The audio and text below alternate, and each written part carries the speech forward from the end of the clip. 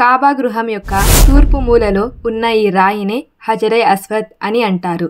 హజరే అస్వద్ అన్నది నేరుగా స్వర్గం నుండి దింపబడినది. ఈ రాయి మొదట పాలవలే ఎంతో తెల్లగా ఉండేది.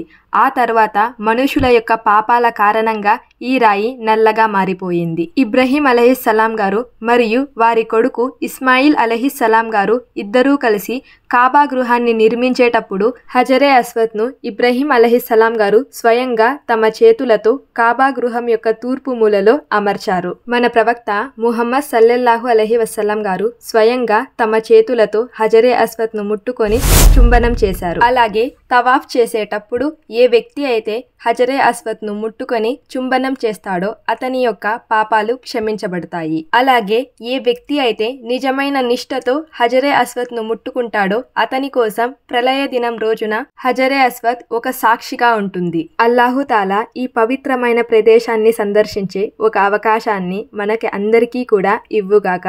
ఆమీన్.